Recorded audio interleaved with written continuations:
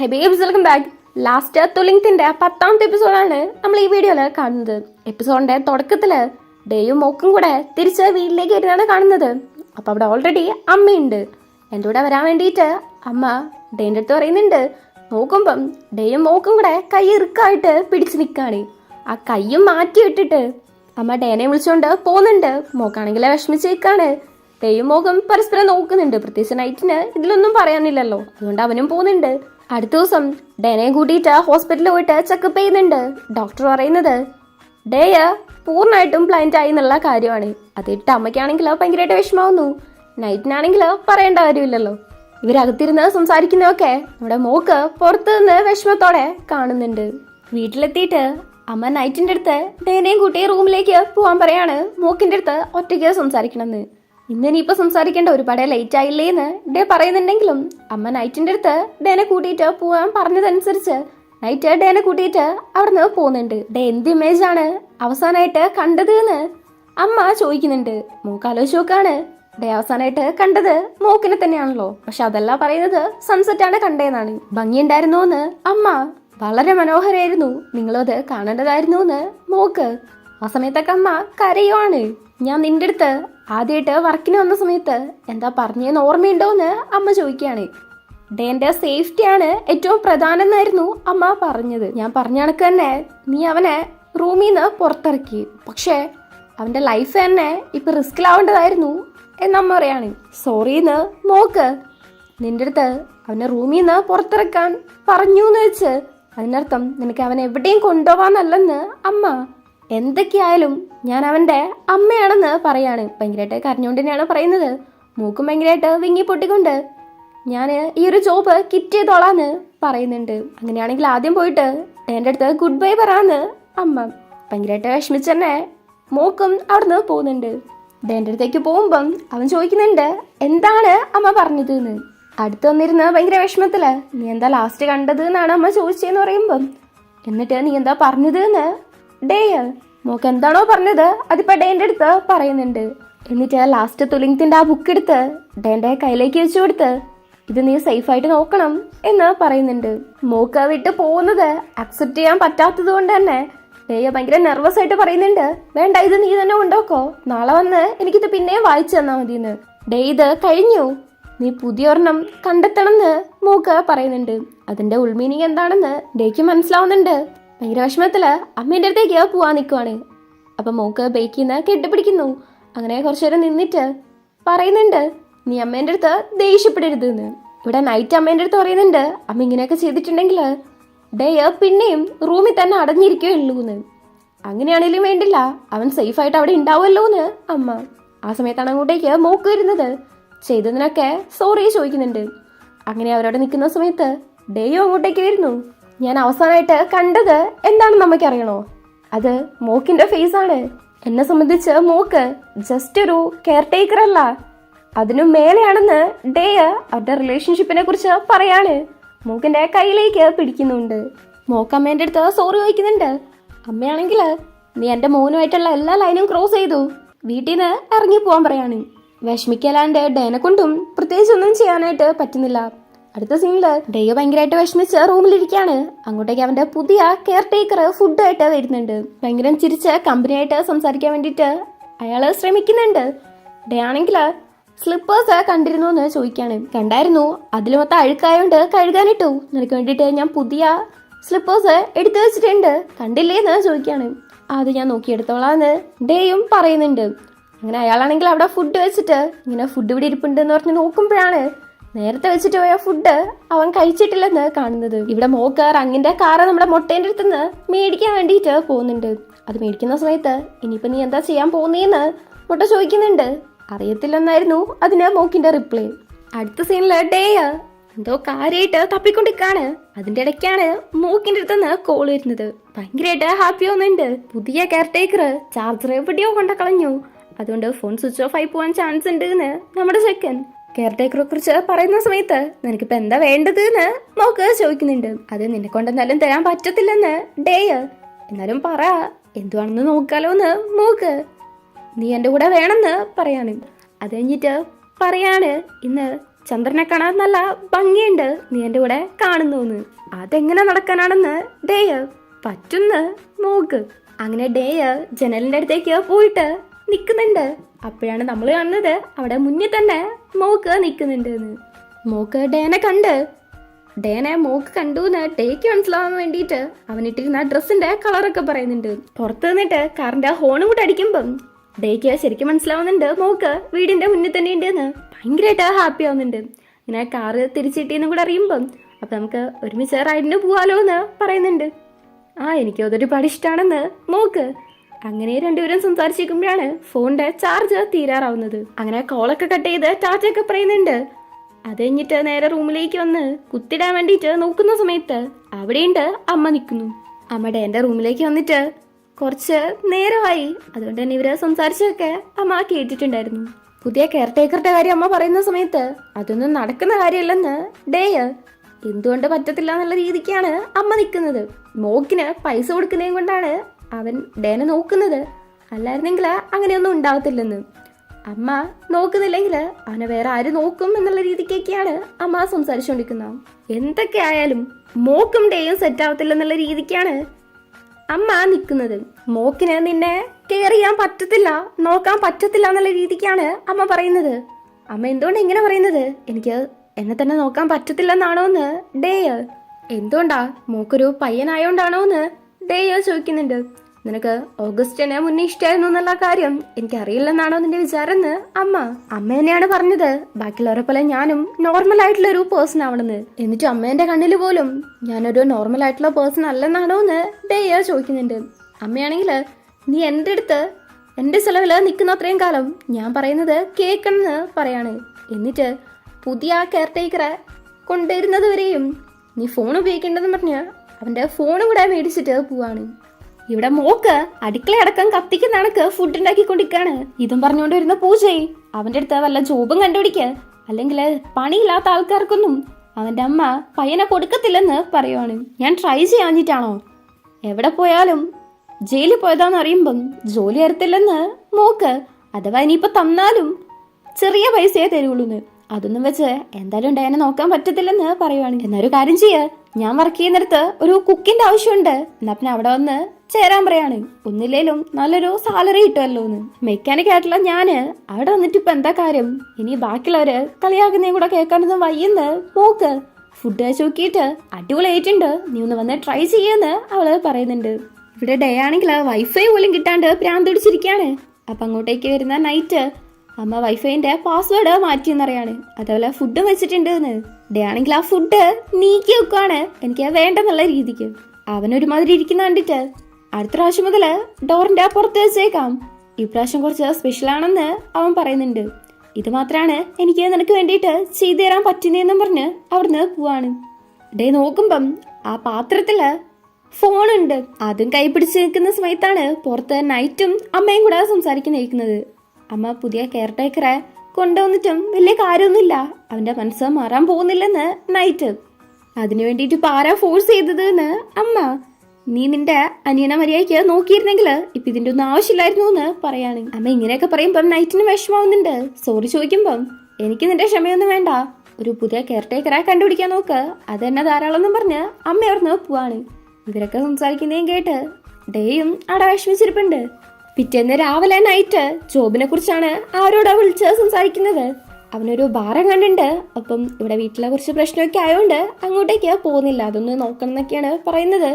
കുറെ സോറിയൊക്കെ ചോദിക്കുന്നുണ്ട് വരാത്തതിന്, ഇവിടുത്തെ കാര്യങ്ങളൊക്കെ ഒന്ന് തീർത്തിട്ട് പെട്ടെന്ന് വരാന്നൊക്കെ പറഞ്ഞ് സംസാരിക്കുന്നുണ്ട്. ഈ സമയത്താണ് അങ്ങോട്ടേക്ക് നമ്മുടെ ഡേ വരുന്നത്. അവനെ കാണുമ്പം കോൾ കട്ട് ചെയ്ത് നീ എന്താ ഇങ്ങോട്ടേക്ക് വന്നത്, എന്തെങ്കിലും വേണമെങ്കിൽ ഞാൻ കൊണ്ടുതരുമായിരുന്നല്ലോ എന്ന് ചോദിക്കുന്നുണ്ട്.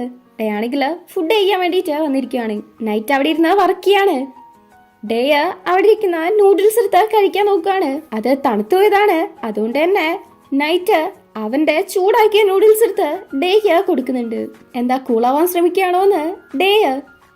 ഇല്ല എനിക്ക് ഇങ്ങനെ തണുത്ത് കഴിക്കുന്നതാണ് ഇഷ്ടം എന്ന് നമ്മുടെ ചെക്കൻ. നൈറ്റ് ചൂടുള്ളത് കൊടുത്തത് കൊണ്ട് തന്നെ ഡേന്റെ വായ ചെറുതായിട്ടൊന്ന് പൊള്ളുന്നൊക്കെയുണ്ട്.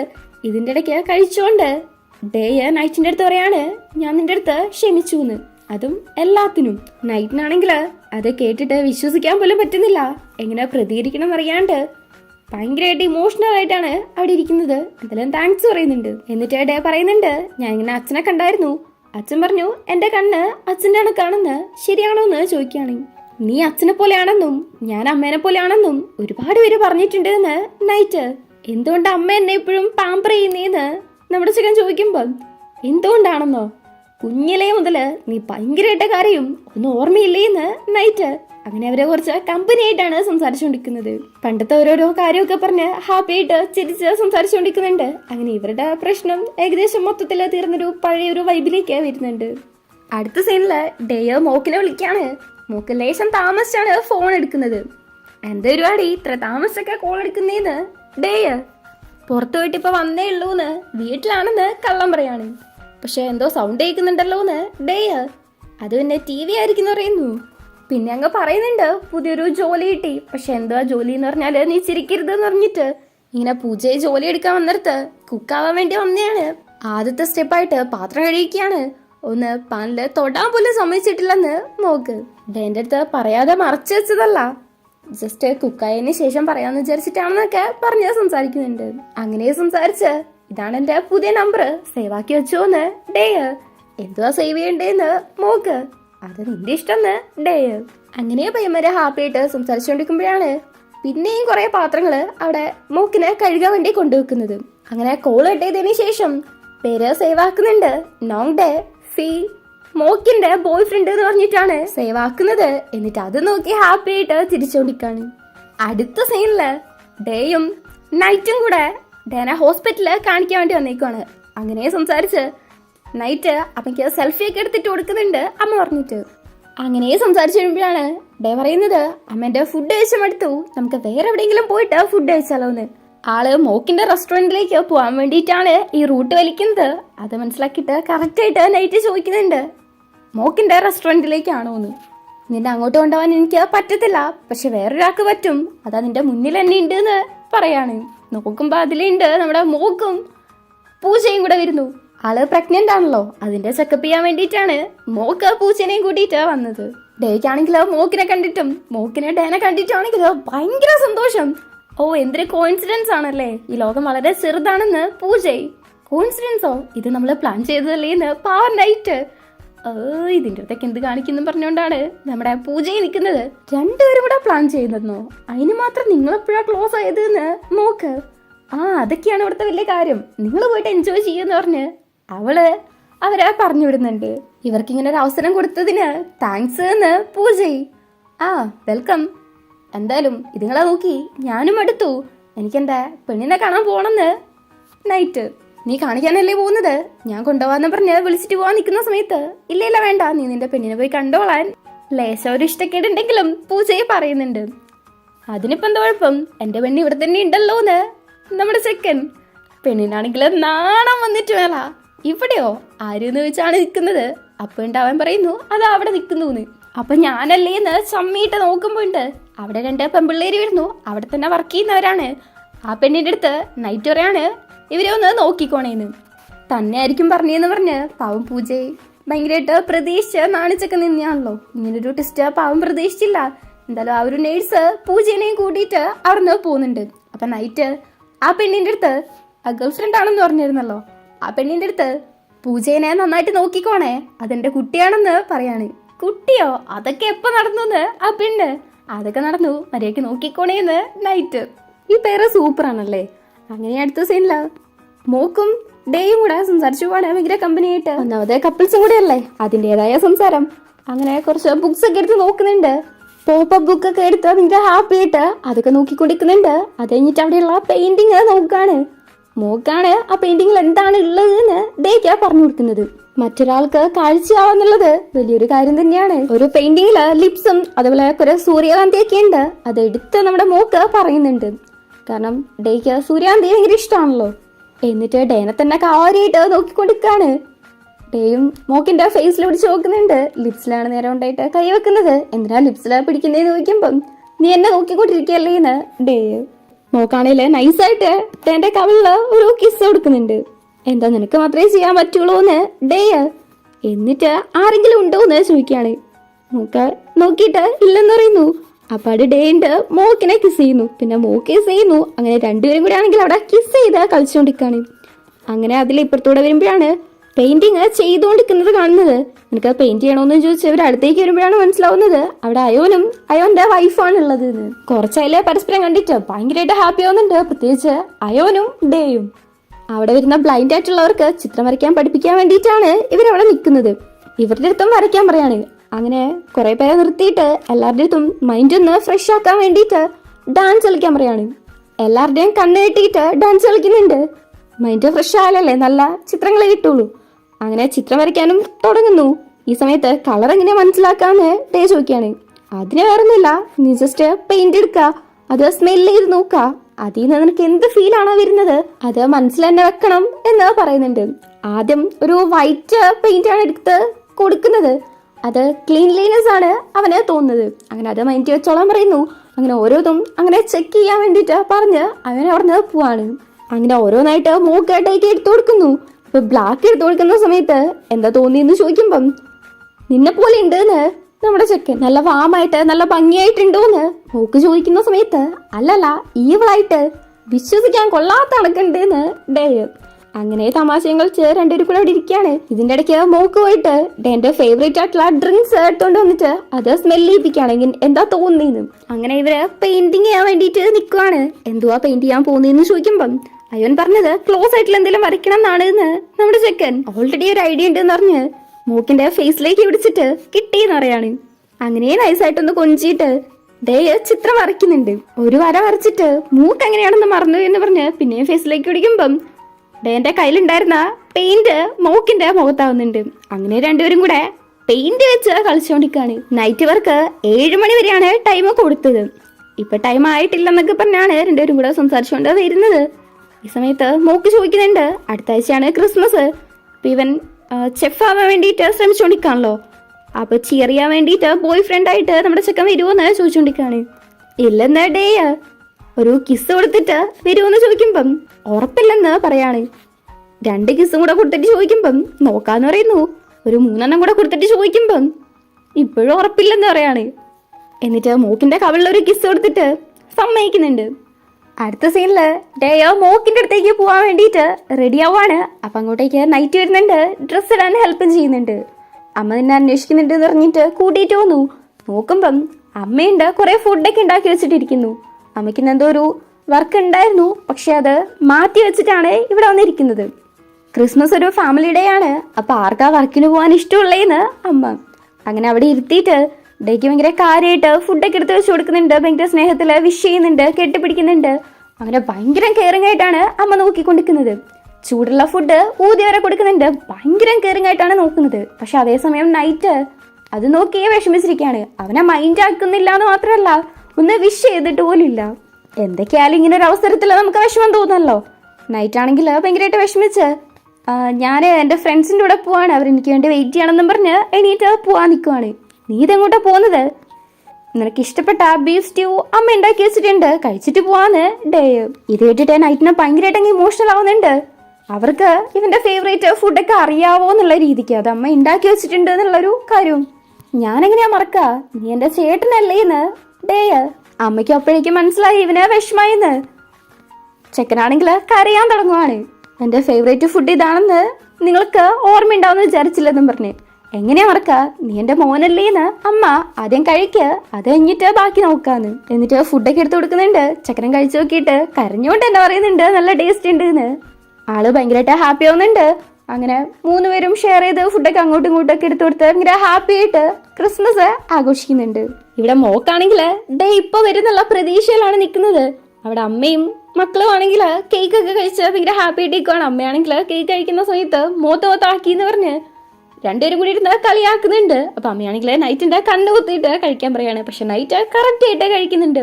അങ്ങനെ എല്ലാവരും ഭയങ്കര ഹാപ്പി ആയിട്ടാണ് അവിടെ നിൽക്കുന്നത്. ഇവിടെ മോക്കാണെങ്കിൽ ഫുഡൊക്കെ ഉണ്ടാക്കൽ കഴിഞ്ഞ് റെസ്റ്റോറന്റ് ക്ലീൻ ആക്കിക്കൊണ്ടിരിക്കാണ്. അപ്പൊ ഓണേഴ്സ് വരെ അവിടെ നിന്ന് പോകുന്നുണ്ട്. എന്നിട്ടും ഡേ വന്നിട്ടില്ല. മോക്ക് അപ്പോഴും ഡേ നോക്കിയാണ് നിൽക്കുന്നത്. ഇതിന്റെ ഇടയ്ക്കാണ് ഡേ കോൾ ചെയ്യുന്നത്. ഫുഡ് ഓർഡർ ചെയ്യാനാണെങ്കിൽ റെസ്റ്റോറന്റ് ക്ലോസ് ചെയ്തു എന്ന് നമ്മുടെ ചെക്കൻ പ്ലാൻ ചെയ്തു. ഇന്ന് അമ്മേന്റെ കൂടെയാണ് സെലിബ്രേറ്റ് ചെയ്യുന്നതെന്ന് ഡേ പറയാണ്. അത് കേട്ടിട്ട് മോക്കിന് ഭയങ്കരമായിട്ട് അങ്ങ് വിഷമാവുന്നുണ്ട്. എന്നാലും അത് സാരമില്ല, കുഴപ്പമില്ല, നമുക്ക് അടുത്ത പ്രാവശ്യം നോക്കാം. അടുത്ത പ്രാവശ്യമെങ്കിലും സാന്റ എന്നോട് കനിയാ മതിയായിരുന്നു എന്ന് പറഞ്ഞുകൊണ്ടിരിക്കാണ്. ശരി, അതൊക്കെ വിട്. ഒരു സാന്റ വരുവാണെങ്കിൽ നിനക്ക് എന്ത് വിഷാണ് ഉള്ളത് എന്ന് ഡേ വേറൊന്നല്ല, നീ എന്റെ കൂടെ ഉണ്ടാവണം എന്നാണെന്ന് നോക്ക്. അപ്പോഴാണ് ഡേ ചോദിക്കുന്നത്, ഇന്ന് ചന്ദ്രനെ കാണാൻ നല്ല ഭംഗിയുണ്ടല്ലേ എന്ന്. ഒന്ന് പുറത്തു പോയി നോക്കാൻ പറയാണ്. ഇതേ മെത്തേഡ് തന്നെയാണല്ലോ മോക്ക് ഉപയോഗിച്ചത്. പുറത്തു പോയിട്ട് നോക്കുമ്പം ഡേ അവിടെ നിൽക്കുന്നുണ്ട്.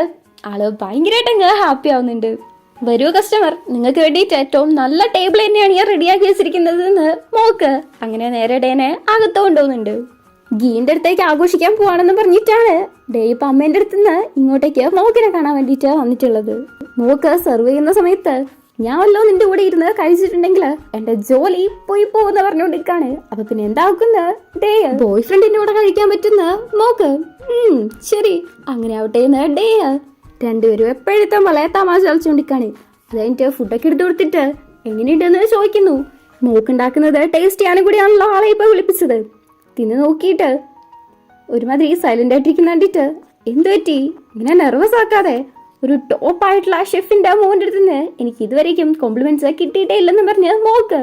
നല്ലതൊക്കെ തന്നെയാണ്, പക്ഷെ ഒരേ ഒരു നെഗറ്റീവ് ഫീഡ്ബാക്കേ ഉള്ളൂന്ന് ഡേ. എന്തുവാണ് ഡേ പറയാൻ പോകുന്നതെന്ന് ഭയങ്കര ക്യൂരിയസ് ആയിട്ട് മോക്ക് നിൽക്കുന്ന സമയത്ത്, ഇത് നീ എനിക്ക് കുറെ കാലം മുന്നേ തന്നെ ഉണ്ടാക്കി തരണമായിരുന്നു എന്ന് പറയാണ്. അങ്ങനെ രണ്ടുപേരും ഭയങ്കര ഹാപ്പി ആയിട്ട് അങ്ങോട്ടും ഇങ്ങോട്ടും വയലൊക്കെ വെച്ചു കൊടുത്ത് ഭയങ്കര ഹാപ്പി ആയിട്ടാണ് ഫുഡ് കഴിച്ചുകൊണ്ടിരിക്കുന്നത്. ഇതിന്റെ ഇടയ്ക്ക് ഡേ ചോദിക്കുന്നുണ്ട്, സാന്റേന്റെ അടുത്ത് നിന്ന് ഗിഫ്റ്റ് ഒന്നും വേണ്ടേന്ന്. ഗിഫ്റ്റ് ഇടാൻ പോവാണോ? അപ്പൊ ഞാനൊരു ഗുഡ് ബോയ് ആണോ എന്ന് നോക്ക്. അതെ, ഗുഡ് ബോയ് ആണെന്ന് ഡേ. നോക്ക് ഹാപ്പി ആവുന്നുണ്ട്. കണ്ണടയ്ക്കാൻ പറയാണ്. ഒളിഞ്ഞു നോക്കരുതെന്ന് പ്രത്യേകം പറയുന്നുണ്ട്. മോക്ക് നല്ല കുട്ടിയായിട്ട് കണ്ണടച്ചിരിക്കുന്നുണ്ട്. ഡേ തന്നെ വരച്ച ഒരു ബ്ലൗസ് ആണ് കൊടുക്കുന്നത്.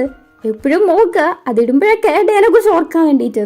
അങ്ങനെ ഹാപ്പി ആയിട്ട് മോക്ക് നിൽക്കുന്ന സമയത്താണ് അങ്ങോട്ടേക്ക് ഡേന്റെ അമ്മയും നൈറ്റും കൂടെ വരുന്നത്.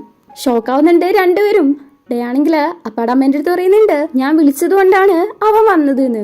അമ്മയാണെങ്കിൽ ഭയങ്കര ഹാപ്പി ആയിട്ട് പറയാണ്, ഹോസ്പിറ്റലിൽ നിന്ന് വിളിച്ചായിരുന്നു, നിനക്ക് ഐ ഡൊണേഷൻ കിട്ടിയിട്ടുണ്ട് എന്ന്. ഷോക്കായിട്ട് മോക്ക് നോക്കുന്ന സമയത്ത് അതേന്ന് നൈറ്റും പറയുന്നുണ്ട്. അങ്ങനെ എല്ലാരും ഭയങ്കര ഹാപ്പി. നമ്മളും വളരെ ആഗ്രഹിച്ചൊരു ന്യൂസും കേട്ടോണ്ടാണ് ഈ ഒരു എപ്പിസോഡ് കഴിയുന്നത്.